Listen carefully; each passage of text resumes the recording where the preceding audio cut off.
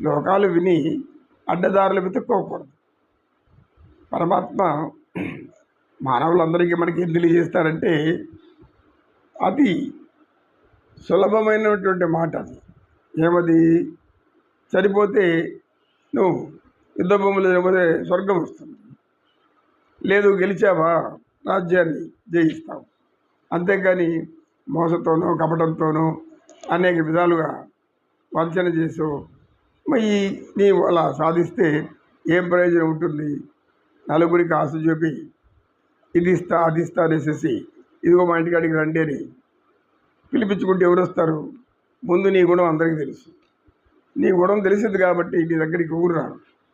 అదే ఒక పవిత్రమైన వాడు, ఒక మంచివాడు ఒక మంచి పని చేస్తున్నాడంటే పిలవకపోయినా అనేక మంది అక్కడికి వస్తారు.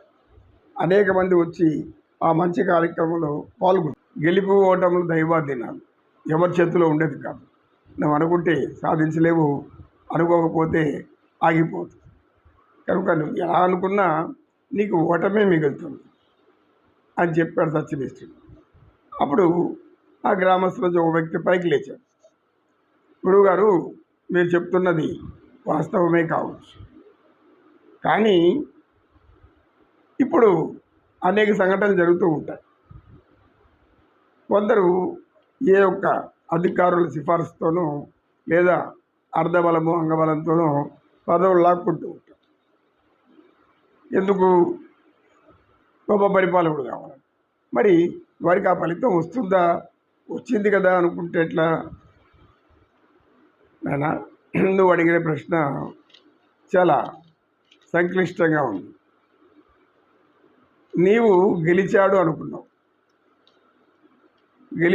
అనుకున్నావు కనుక ఎలా గెలిచాడని నీకు అర్థం కాలేదు.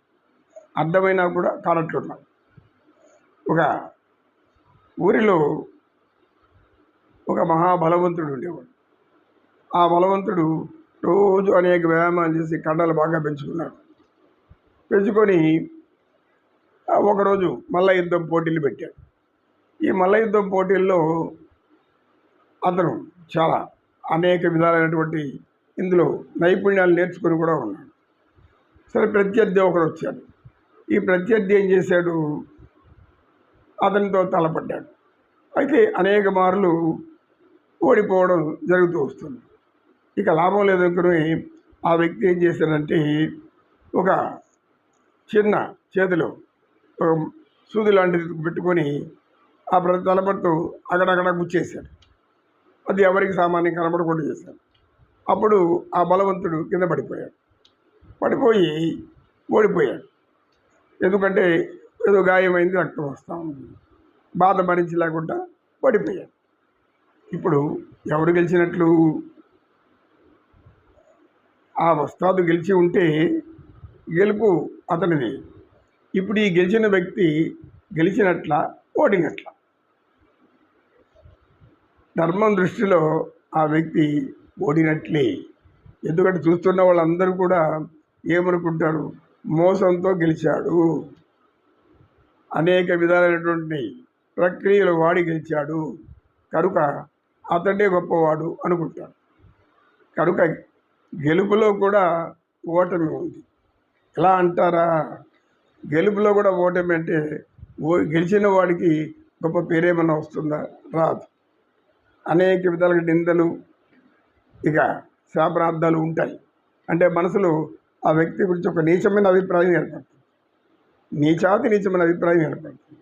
గెలిచినా కూడా ఓడిపోయినట్లే లెక్క. ఎందుకు? అందరూ ఓడిపోయిన మహాబలవంతుడు అతను ధైర్యసాహసాలు ప్రదర్శించాడు. మాయ ఏం చేయలేదు, మోసం ఏమీ చేయలేదు.